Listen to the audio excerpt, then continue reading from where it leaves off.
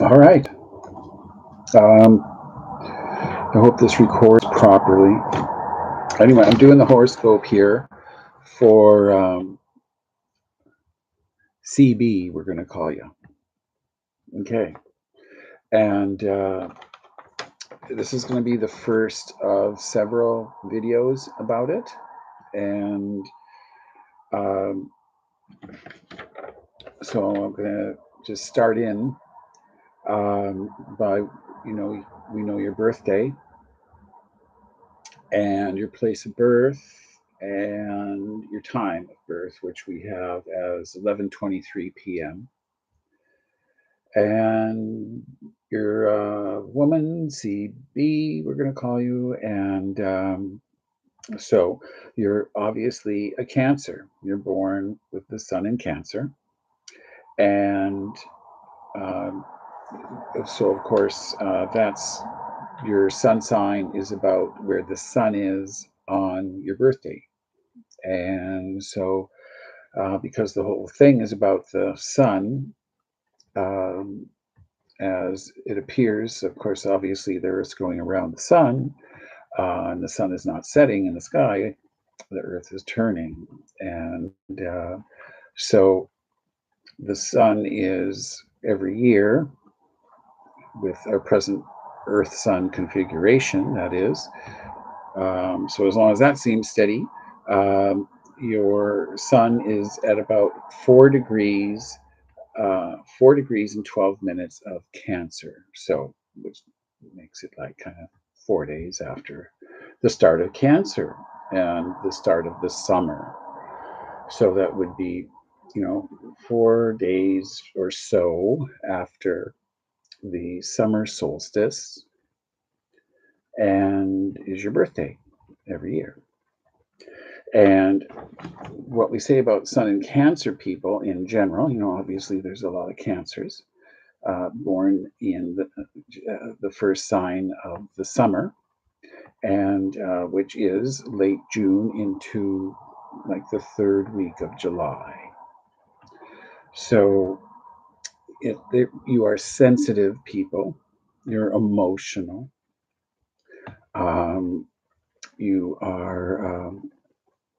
They said the symbol for Cancer is the crab, which is in the water because Cancer is a water sign. Water represents emotions because emotions tend to flow. Emotions act like water. Water represents emotional thinking, emotions in general.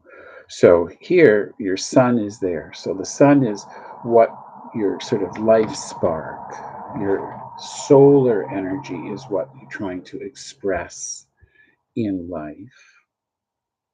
And here it's represented as emotions and water and the crab. So, what do we know about the crab? Well, the crab is a water creature. They're very tasty too, but beside the point. Um, they are very swift in the water. They're hard to catch, and I can attest to that. And they have this shell, right? And so they don't have a skeleton inside. They have an exoskeleton. They have live in their shell that they mold as they grow. And so the idea here with people born in the sign of Cancer, and the symbol of that being the crab, is that Cancers do well to have like kind of this shell, kind of a spiky shell, and you have your Mars square your moon.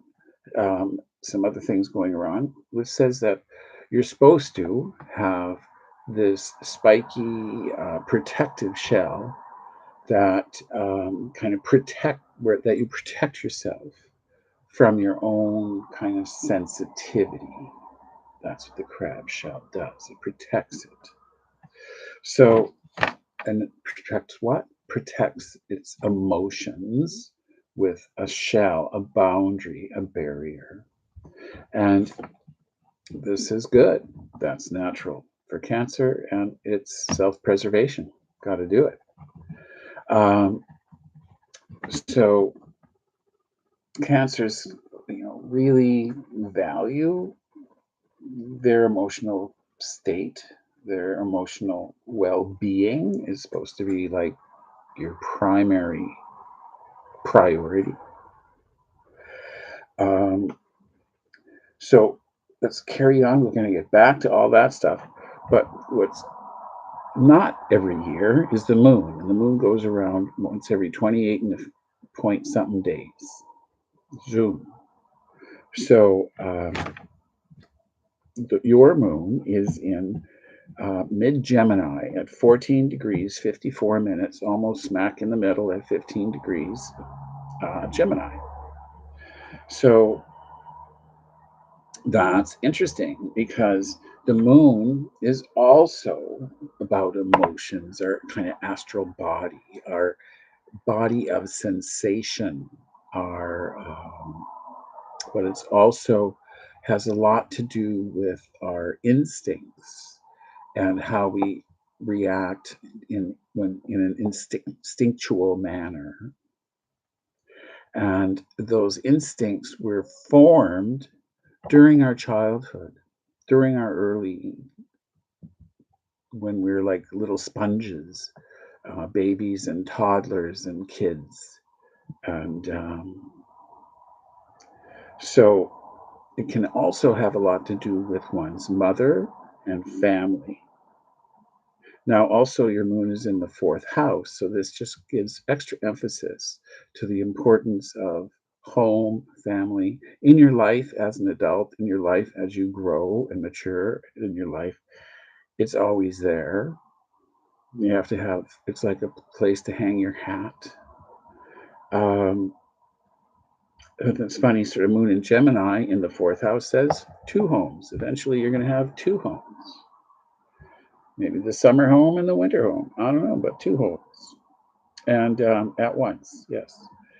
Um, the and with this protection cancer thing, it's like you always need a place to kind of go hide out, or a place to kind of, if you don't have two homes, there's a couch at a friend's or something. There's something always an option with Moon and Gemini. And what's really interesting for me here is that your sun, we always like to look at the sun and moon and sort of what phase of the moon you're born under. So what we have here is your sun at 4 degrees 12 minutes of Cancer, and then the moon at 14 degrees and 54 minutes of Gemini. There's 30 degrees in each sign, so that's what we're counting here. Degrees and minutes. It also can be also goes degrees, minutes, seconds when you're mapping the curve, the angles in a circle. So what this shows is out of the 360 degrees in a whole circle, your moon is almost up to your sun. So this is like you're born in the dark of the moon. You're born just before, well, actually, like about 2 days. 2 days, yeah, sure, we'll give it 2 days. 2 days before a total new moon. And so there's meaning to this, of having this sun in Cancer and the moon going all the way around and almost going back in late Gemini or mid Gemini when you're born. So, my tea.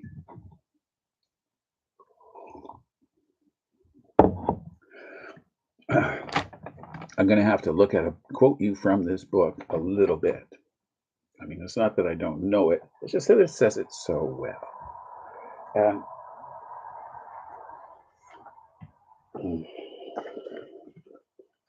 dog eared phases of the moon.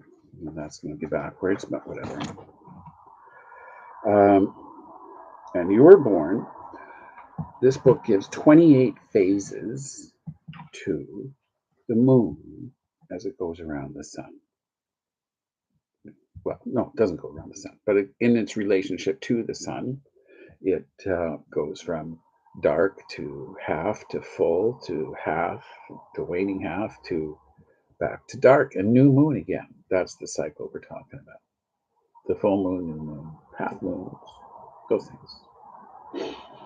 So about once a month, we have a new moon, and near new moon, near this new moon, and there's this interesting thing is that because it's you're just 2 days before the new moon, the perfect dark of the moon, um, there's a representation of the sign of Aquarius. So we'll be talking a lot about this Aquarius business because you have a lot of Aquarius in you, even though you don't have any Aquarius.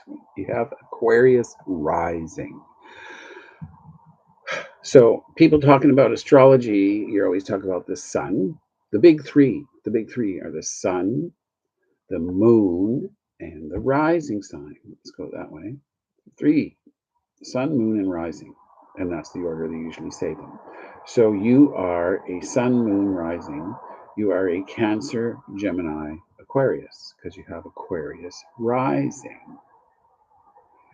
Now, this thankfully gives all this emotional stuff, moon in the Gemini in the fourth house, sun in Cancer is extra emotional.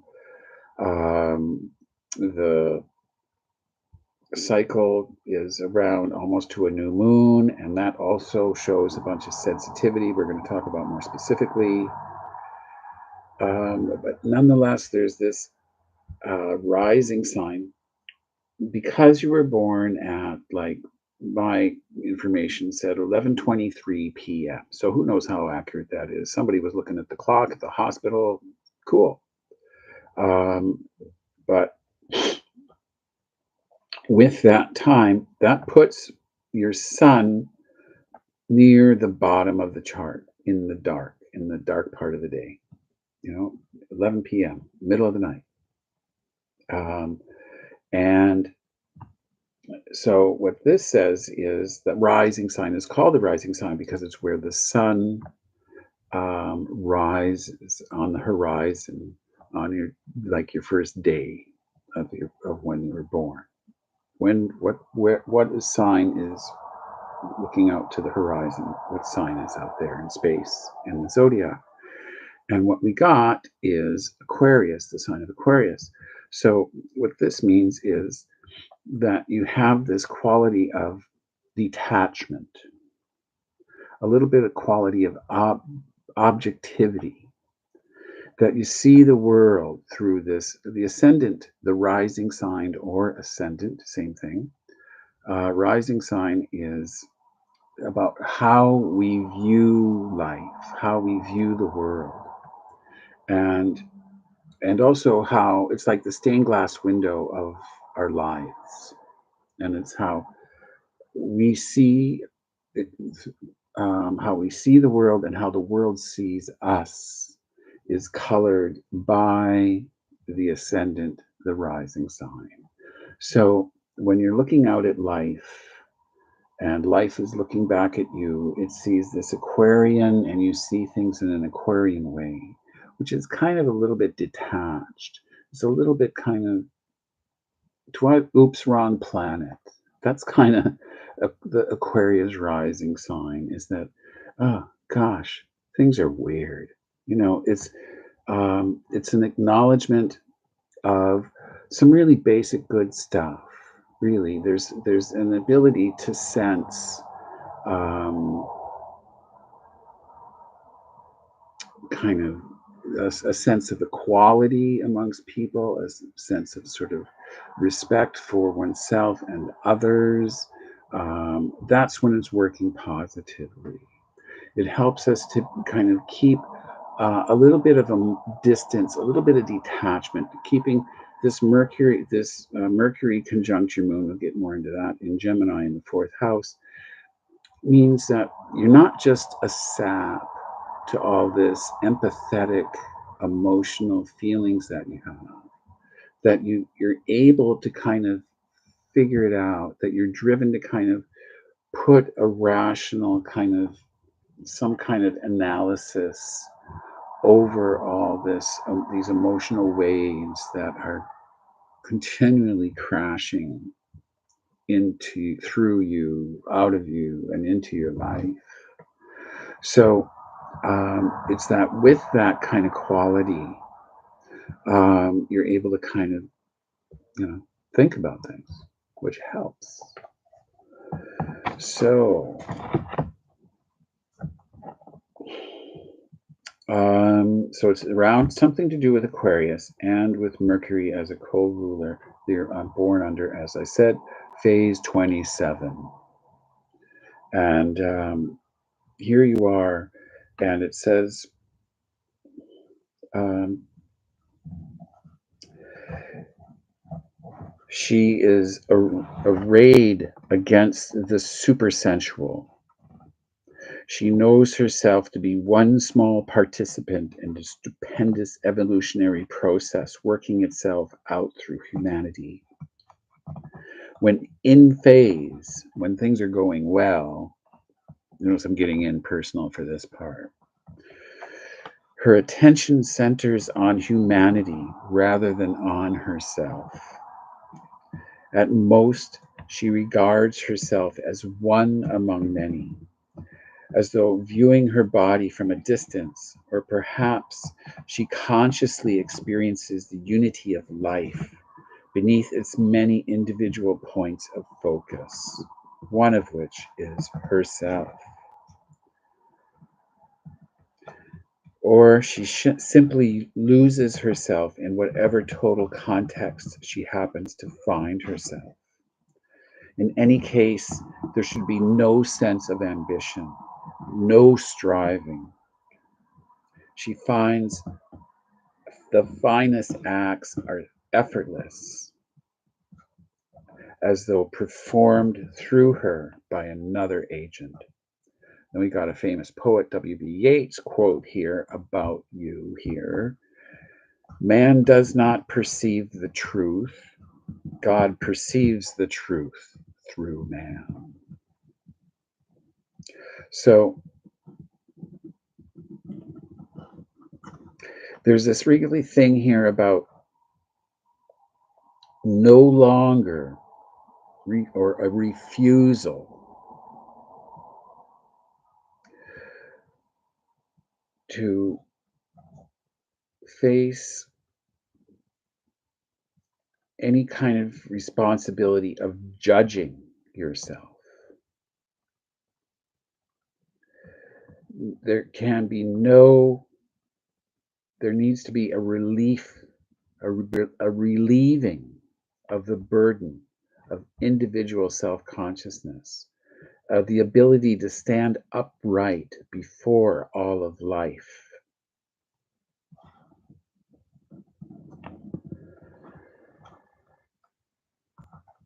No longer facing a blinding light of judgment.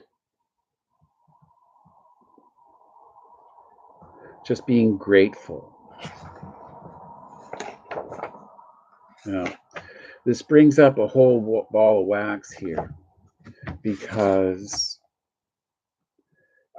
this is saying somehow to be letting go of any kind of expectations of judgment. And it just, there's this thing here, which we're going to get deeper in later, which says that childhood was not easy for you. It does not look like a happy family, encouraging, loving, positive environment. It looks bad. It looks tough.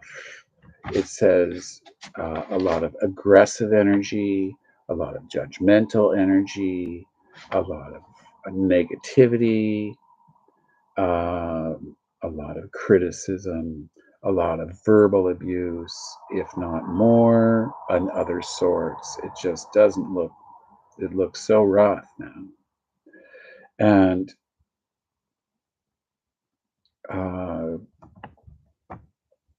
so we're going to get into that more as we go along. But for now, it's saying kind of somehow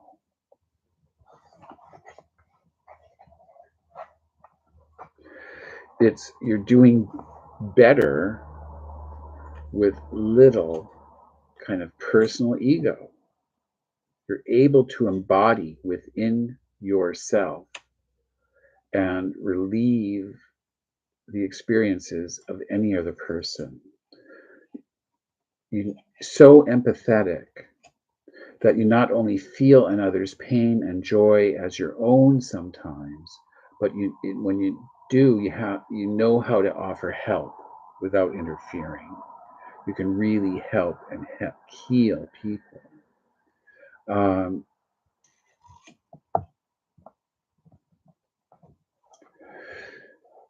that it says that you tend to withhold judgment from others, even though you've been judged so much yourself, and maybe that's why you go the other way.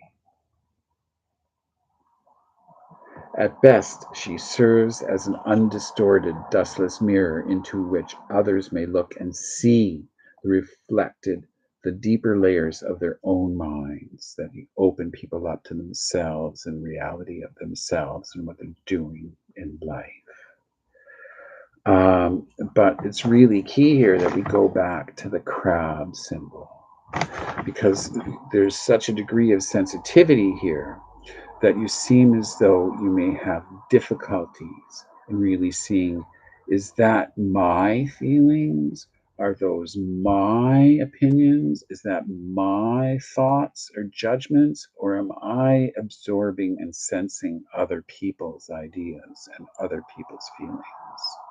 And you really have to be careful about that sometimes and keep this discriminating intellect involved and being able to sense when something is really coming from you, from your heart, from your own gut, or is that something coming in on the wavelengths of your environment? And is it somebody else? Whether you're the group of people, if you're on the freaking bus or something, it's like, what is that my feeling? Why am I glum now? Why am I feeling negative? Why am I feeling self-critical? And sometimes those are not your feelings. That's part of your own sensitivity, and you have to develop your own. Not so much. Well, yeah, it's a shield. It's a crab shell. It's a spiky shell. And it's the importance of boundaries and not being, one part of being super sensitive is other people might consider that you're an easy mark and a sap. And it doesn't mean that being sensitive is negative or wrong. And it's great. And it's how to heal people. And it's how we have good relationships, is with sensitivity. So nothing's wrong with the sensitivity or the empathy, even, which is sensitivity gone another step into not only knowing about how somebody feels, but being able to really kind of sense of what that's about. And you know what? Some people have pretty awful feelings, and you don't even want to go there. You don't want to understand what that's about, because it's rotten. So somewhere comes this Aquarian objectivity and the ability to kind of sense things on one level and being able to tell, okay, I let that, I can now sense that on another level, because it's decent, because it's true, because I like it, because I can help that person, but not just, picking up on garbage. You got to be careful. So we're going to end on that.